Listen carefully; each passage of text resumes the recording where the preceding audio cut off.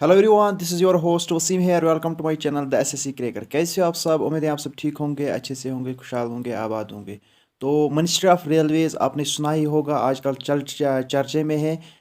एक railway recruitment आई है RRB यानी कि रेलवे रिक्रूटमेंट बोर्ड की तरफ से एक रिक्रूटमेंट आई है लोको पायलट असिस्टेंट की, जो ऑल इंडिया वैकेंसीज़ हैं और इसमें जो है हर स्टेट के अलग अलग जो वैकेंसीज़ आई हैं। तो इसी चीज़ पे आज हम बात करेंगे, डिटेल्ड नोटिस हैं, डिटेल्ड बात भी करेंगे कि इसके लिए क्वालिफ़िकेशन क्राइटेरिया क्या रहेगा, last date, starting date, last date और बाकी जो इसमें इंफॉर्मेशन है वो हम आपके साथ हर एक चीज़ शेयर करेंगे। तो वीडियो में लास्ट तक बने रहना है कि आपको हर एक चीज़, हर एक इन्फॉर्मेशन इस नोटिफिकेशन के रिलेटेड, इस रिक्रूटमेंट के रिलेटेड पता चले। तो चलो स्टार्ट करते हैं। लेकिन आपसे हर बार यही रिक्वेस्ट रहती है कि अगर आप चैनल पे नए हो तो चैनल को ज़रूर सब्सक्राइब कर लेना, और अगर आपको किसी भी रीज़न से वीडियो अच्छा लगे तो चैनल को ज़रूर सब्सक्राइब कर लेना और वीडियो को लाइक शेयर ज़रूर कर लेना।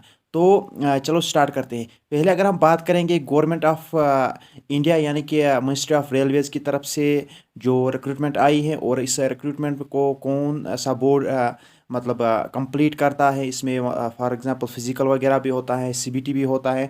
तो ये चीज़ें सारी जो इसमें पढ़ती हैं, ये कौन सा बोर्ड जो है कंप्लीट करवाता है, तो रेलवे रिक्रूटमेंट बोर्ड, जिसे हम आरआरबी कहते हैं। तो ये जो आरआरबी है, ये रेलवेज़ की जो रिक्रूटमेंट्स होते हैं उनको कंप्लीट कर कर रहा है। तो यहाँ पे आप देख सकते हैं, यहाँ पे मैप भी दिया गया है, क्योंकि मैप इसलिए दिया गया है कि ऑल इंडिया वैकेंसी है। तो हर एक जो स्टेट के लिए वैकेंसीज आई है, चाहे वो हमारा जम्मू कश्मीर हो, चाहे वो कोई और स्टेट हो, तो हर एक स्टेट के लिए रिक्रूटमेंट आई है। तो recruitment for assistant loco pilot, आपको पता ही होगा, इसकी जो शॉर्ट फॉर्म है ALP। आजकल जो है हर एक के चर्चा, हर एक के ज़ुबान पे है, चर्चे में है। तो यहाँ पे आप देख सकते हैं। तो अब आते हैं हम नोटिफिकेशन की तरफ। जो नोटिफिकेशन है, तो यहाँ पे आप देख सकते हैं जो इस ओपनिंग डेट है इस एप्लीकेशन का, इस रिक्रूटमेंट का, तो वो स्टार्ट हो चुका है, यानी कि आज से वो स्टार्ट हो चुके हैं 20 ऑफ 2024, यानी कि 20 जनवरी से, यानी कि आज से इसकी जो स्टार्टिंग डेट है फार्म लगने के, वो स्टार्ट हो चुके हैं। और क्लोजिंग डेट की अगर हम बात करेंगे, 19 फरवरी को जो इसकी जो लास्ट डेट, क्लोजिंग डेट रहेगा। तो इसमें आप देख सकते हैं, यानी कि 11 बजकर 55 आवर्स तक आप इसका फॉर्म जो है भर सकते हैं। तो यहाँ पे आप देख सकते हैं, आप अगर आपको मॉडिफिकेशन करनी होगी अपने फॉर्म में, फॉर एग्जांपल किसी को कैटेगरी गलत हो जाती है फॉर्म भरने के वक्त, या किसी को डेट ऑफ बर्थ गलत हो जाती है फॉर्म भरने के वक्त, तो वो मॉडिफाई कर सकता है। जो उसकी एप्लीकेशन है, जो उसकी रजिस्ट्रेशन है, वो मॉडिफाई कर सकता है। तो वो मॉडिफाई किस डेट से कहाँ तक कर सकता है? 20 फेब से, यानी कि 19 फेब को लास्ट डेट है, और 20 फेब से ये मतलब मॉडिफिकेशन कर सकता है 19 फरवरी तक। यानी कि ये जो फरवरी इस साल 2024 का आता है, ये 19 का आता है। तो 19 तक आप इसको मॉडिफिकेशन कर सकते हैं। तो इसके बाद हम नीचे जाएंगे, यहाँ पे आप देख सकते हैं पोस्ट की अगर हम बात करेंगे, पोस्ट यहाँ पे आप देख सकते हैं असिस्टेंट लोको पायलट यानी कि ALP। तो लेवल की अगर हम बात करेंगे, लेवल 2 इसमें रहती है, यानी कि जो क्लास 4 MTS होता है, इससे जो बड़ी लेवल है। तो इसके बाद यहाँ पे इसमें इनिशियल पे वगैरह जो होता है वो 19,900 रहता है, यानी कि 20,000 के आसपास ही रहता है। मेडिकल स्टैंडर्ड A1 होना चाहिए, और एज ऑन फर्स्ट अगर हम बात करेंगे 1/7/2024 तक, अगर हम बात करेंगे 18 से 30 ईयर्स की एज आपकी होनी चाहिए, यानी कि 18 ईयर्स से 30 ईयर्स तक आपकी एज होनी चाहिए। तो ये जो एज है ये जनरल के लिए है। और अगर हम इसके बाद जो कैटेगरीज आती हैं, SC ST को 5 ईयर्स की रिलैक्सेशन दी गई है, और EWS और OBC की अगर हम बात करें, OBC को जो है 2 ईयर्स की रिलैक्सेशन दी गई है। तो यहाँ पे आप टोटल वैकेंसीज देख सकते हैं 5696। तो यहाँ पे जो एनेक्जर B में हम जो वैकेंसीज का मतलब ओवरऑल डिटेल है वो देखेंगे। तो यहाँ पे इंस्ट्रक्शंस दी गई है, ऑनलाइन फॉर्म जो आपको भरना है, या आपको क्या करना है, यहाँ पे जो है आरआरबी की साइट पे जाना है, वहाँ पे आपको फॉर्म भरना है। ये इंस्ट्रक्शंस यहाँ पे दी गई है, ऑनलाइन आपको फॉर्म भरना है, और जो पेमेंट का मोड रहेगा वो ऑनलाइन ही रहेगा। तो यहाँ पे जो इंस्ट्रक्शंस हैं ये आप खुद पढ़ सकते हैं। और मैं आपको जो है जनरल इंस्ट्रक्शंस भी हैं, आपको किस तरीके से रजिस्ट्रेशन करनी है, किस तरीके से आप अपना फॉर्म भर सकते हैं, और क्या क्या चीज़ें आपको ज़रूरत पड़ेगी। तो यहाँ पर आप देख सकते हैं जो फिज़िकल और जो जनरल फिटनेस के लिए जो चीज़ें होनी चाहिए वो यहाँ पे दी गई है विजन स्टैंडर्ड्स। तो यहाँ पे पहले मेडिकल स्टैंडर्ड A1 होना चाहिए। तो यहाँ पे जो जनरल फिटनेस है, physically fit in all respects. For example उसकी जो आइज़ हैं, आई साइट बहुत ही अच्छी होनी चाहिए, और उसके जो ईयर्स हैं, उसकी जो फॉर एग्जांपल अगर उसको कोई प्रॉब्लम हो सुनने में या देखने में, तो वो इस रिक्रूटमेंट के लिए अपने जो मतलब उसका जो फ़ी वगैरह वो ज़ाया ना करे, क्योंकि उसको जो है अगर कलर विजन है, ब्लाइंडनेस है, या कोई भी चीज़ है, उसको नाइट विजन है, तो कोई भी अगर चीज़ उसको खासकर उसकी आंखों में और उसकी कानों में, तो उसको अलाउ नहीं किया जाएगा। जो जब उसको मेडिकल होगा उसको वहाँ पे अलाउ नहीं किया जाएगा। तो यहाँ पे हम नीचे जाएंगे यहाँ पे आप देख सकते हैं। तो कौन कौन इस रिक्रूटमेंट के लिए फॉर्म भर सकते हैं। पहले आप जो है नेशनलिटी कौन सी होनी चाहिए, तो सिटीज़न ऑफ इंडिया भी जो ऑल इंडिया जो लोग 18 से 30 ईयर्स की एज में आते हैं, तो वो इंडिया में होने चाहिए, तो सिटीज़न होने चाहिए, तो वो इसके लिए फॉर्म भर सकते हैं। और सिटीज़न ऑफ नेपाल यानी कि नेपाल के भी जो है फॉर्म भर सकते हैं। और सब्जेक्ट ऑफ भूटान, तो भूटान के भी इसमें फॉर्म भर सकते हैं। तो और तिब्बतन जो कुछ उसमें मतलब 1962 जो मतलब इंडिया में रहते थे परमानेंटली सिटिंग, मतलब सेटलिंग थे इंडिया में 1962 से पहले, फिर वो ऑक्यूपाइड हो गए, तो वो भी इसमें जो फॉर्म भर सकते हैं। तो यहाँ पे नीचे आ जाएंगे, तो यहाँ पे एज लिमिट जो रखा गया है 1/7/2024 तक 18 से 30 साल की जो इसमें एज दी गई है। तो आप अगर 18 से 30 साल के बीच में पढ़ते हैं, तो आप इसके लिए फॉर्म भर सकते हैं। और रिलैक्सेशन की अगर हम बात करेंगे, एससी और एसटी कैंडिडेट्स जो है उनको 5 ईयर्स रिलैक्सेशन दी जाती है। और ओबीसी के लिए सॉरी, मैंने आपको ऊपर बोला था 2 ईयर्स ओबीसी के लिए, लेकिन यहाँ पे आप देख सकते हैं ओबीसी के लिए 3 ईयर्स जो है रिलैक्सेशन रखी गई है, यानी कि 33 ईयर्स तक ओबीसी वाले जो हैं अगर हो तो वो फॉर्म भर सकते हैं। इसके बाद एक्स सर्विसमैन के लिए भी 3 ईयर्स हैं, और ईडब्ल्यूएस वाले के लिए भी 3 ईयर्स हैं। और एक्स सर्विसमैन जो ओबीसी एनसीएल भी हैं, तो यहाँ पे 6 ईयर्स की उनकी जो मतलब एज लिमिट रखा गया है। और एक्स सर्विसमैन जो एससी से है या एसटी से है, कोई भी जो एक्स सर्विसमैन है जो एससी क्या मतलब कैटेगरी से बिलोंग करता है या एसटी कैटेगरी से बिलोंग करता है, उनको क्या है हुआ है, तो उनको 8 ईयर्स की रिलैक्सेशन दी गई, यानी कि वो 38 ईयर्स तक अगर हैं तो वो फॉर्म भर सकते हैं। तो इसके बाद यहाँ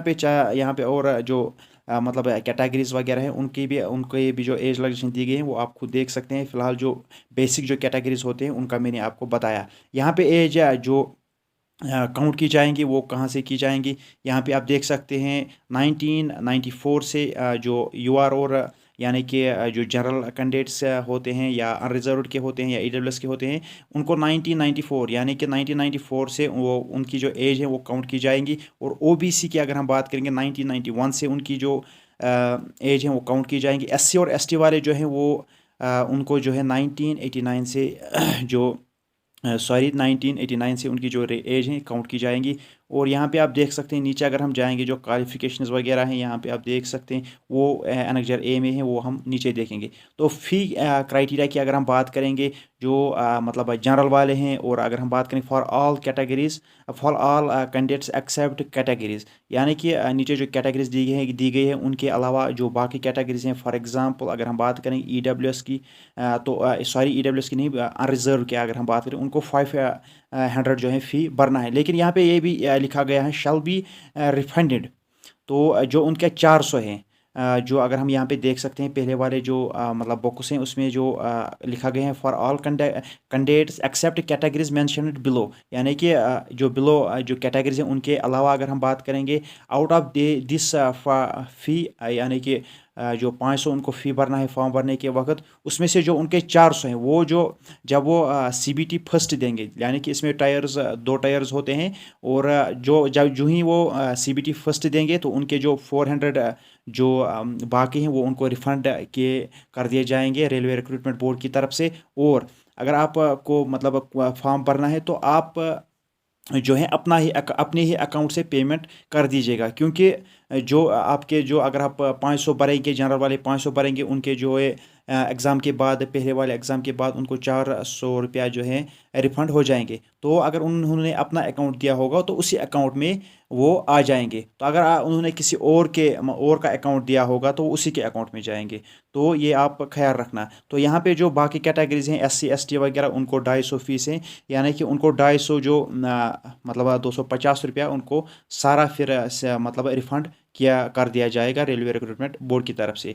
तो यहाँ पे नीचे आप देख सकते हैं मोड्स ऑफ पेमेंट, तो ऑनलाइन आप कर सकते हैं यूपीआई के थ्रू। यहाँ पे minorities shall be included, for example Muslims, for example Christians, for example Sikhs, for example Buddhists, उनको भी मतलब वो भी फॉर्म भर सकते हैं। यहाँ पे उनको क्या माइनॉरिटीज शैल बी इंक्लूड, तो इंक्लूड कर दिए गए हैं। तो यहाँ पे आप देख सकते हैं फिर बाकी जो मतलब इकोनॉमिकली बैकवर्ड क्लास जो ईबीसी जो उनकी जो एनुअली इनकम वो 50,000 से कम होनी चाहिए। तो यहाँ पे भी ये मतलब आपको ख्याल रखना चाहिए, अगर आप किसी कैटेगरी में फॉर्म भरते हैं तो आपको जो पहले नोटिफिकेशन है वो आपको फुल पढ़ने हैं कि इसमें किस तरीके से मतलब ईडब्ल्यूएस का क्राइटेरिया क्या है, और जो ओबीसी हैं ओबीसी का क्राइटेरिया क्या है, या एक्स सर्विसमैन का क्राइटेरिया क्या है। तभी आप जो है फॉर्म भरना, क्योंकि फॉर्म भरने में अब बहुत टाइम है, एक महीना है ऑलमोस्ट।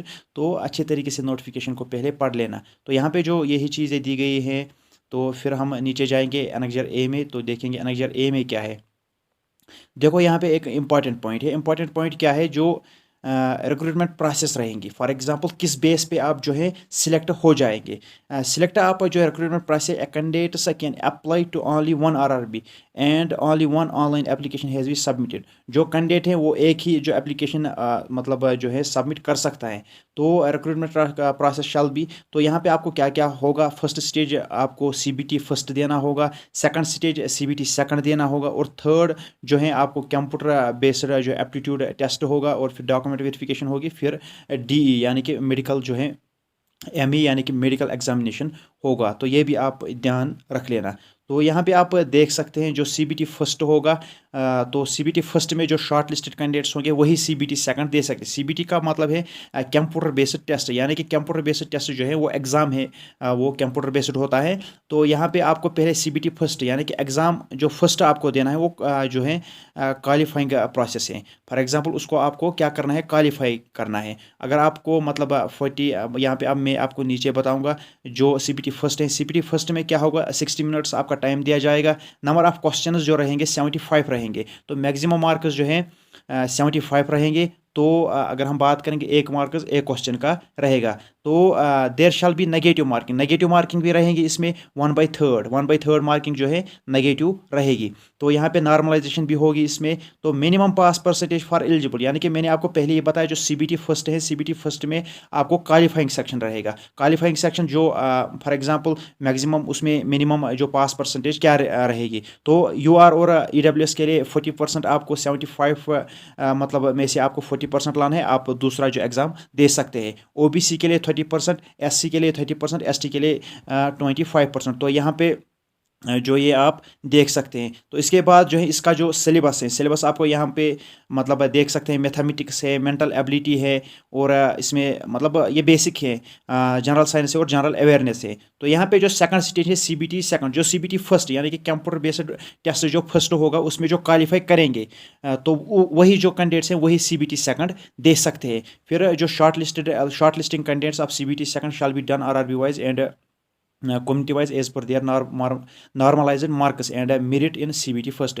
तो यहाँ पे जो फर्स्ट है, फर्स्ट पे आपको क्वालिफाई करना है, फर्स्ट सीबीटी जो है उसमें आपको क्वालिफाई करना है। दूसरा जो सीबीटी है उस पर आपका मेरिट लगेगा। जिस तरीके से आपने देखा होगा एसएससी ने जो एमटीएस का किया है, जो उसमें मतलब एक सेक्शन रहता है वो आपको क्वालिफाई करना होता है, दूसरा सेक्शन है उसमें मेरिट लगता है। तो इसी तरीके से यहाँ पे फिर जो है सीबीटी सेकंड है, सीबीटी सेकंड में आपको 90 मिनट्स दिए जाएंगे, 100 क्वेश्चन। सीबीटी सेकंड में भी आपको दो पार्ट रहेंगे, पार्ट ए और पार्ट बी। पार्ट ए में जो आपको 90 मिनट्स दिए जाएंगे 100 क्वेश्चंस के लिए, पार्ट बी जो है 60 मिनट्स आपको दिए जाएंगे 75 क्वेश्चंस के लिए। तो यहाँ पे भी 1/3 जो नेगेटिव मार्किंग रहेगी। और आपको पता ही हो इन पार्ट ए मिनिमम जो पास परसेंटेज है, इसमें भी जो है आपको जो पार्ट फर्स्ट है, पार्ट फर्स्ट आपको क्वालिफाइंग सेक्शन रहेगा, और जो है पार्ट सेकंड में आपको मेरिट लगेगा जो सीबीटी सेकंड है। तो इसके बाद यहाँ पे आप देख सकते हैं सिलेबस जो है पार्ट ए का है। पार्ट ए का सिलेबस है mathematics, general intelligence and reasoning, basic science and engineering. तो सिलेबस फॉर पार्ट बी के लिए आप देख सकते हैं part B is only a qualifying test. तो इसमें आप देख सकते हैं पार्ट जो ए है उसमें आपको मेरिट लगेगा, पार्ट बी जो है वो क्वालिफाइंग टेस्ट रहेगा। इसमें आपको जो क्वालिफाइंग परसेंटेज है 35% फॉर ऑल कैंडिडेट्स, चाहे वो कैटेगरी से, कम्युनिटी से है, या जो है जनरल है, अनरिजर्व से है।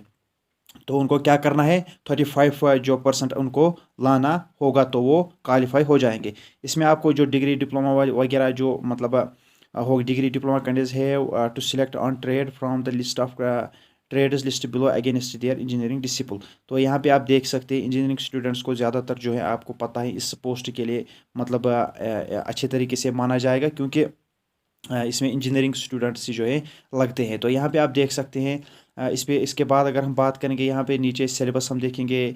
सिलेबस मैंने आपको बताया, तो यहाँ पे आप देख सकते हैं, मैं आपको कुछ और बताऊंगा। ये आप देख सकते हैं websites for RRB participating in CN first 2024। यहाँ पे वेबसाइट्स जो हैं आप देख सकते हैं। तो यहाँ पे कुछ इंपॉर्टेंट हैं, ये भी आप खुद ही पढ़ सकते हैं, क्योंकि जो हमारा वीडियो है ये बड़ा बन जाएगा।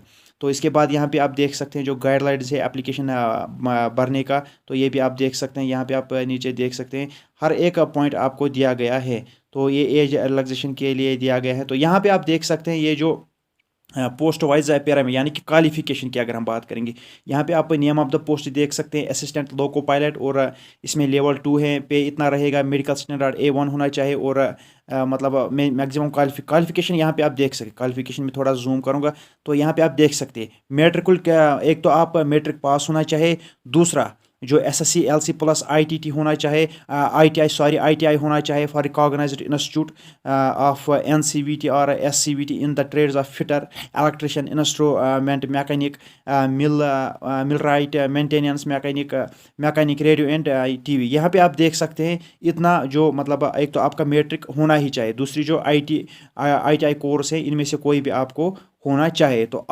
यहाँ पे भी दिया गया, अगर आपको पहले वाली कैटेगरी से मैच नहीं, पहले वाली जो क्वालिफिकेशन उससे मैच नहीं हो रही है अपनी क्वालिफिकेशन, तो नीचे आप देख सकते हैं मेट्रिक तो सब में होना चाहिए, और यहाँ पे आप देख सकते हैं कोर्स कंप्लीट होना चाहिए। तो यहाँ पे आप देख सकते हैं नीचे क्वालिफिकेशन, इसमें जो है 10th पास वाले ही जो है, अगर खाली 10th पास है कोई तो वो इसमें फॉर्म नहीं भर सकता है, शॉर्ट में वो फॉर्म नहीं भर सकते। इसमें ITI कोर्स जो उसको साथ होना चाहिए। आपको समझ में आ रहे हैं? तो ये इसके लिए क्वालिफिकेशन रखी गई है।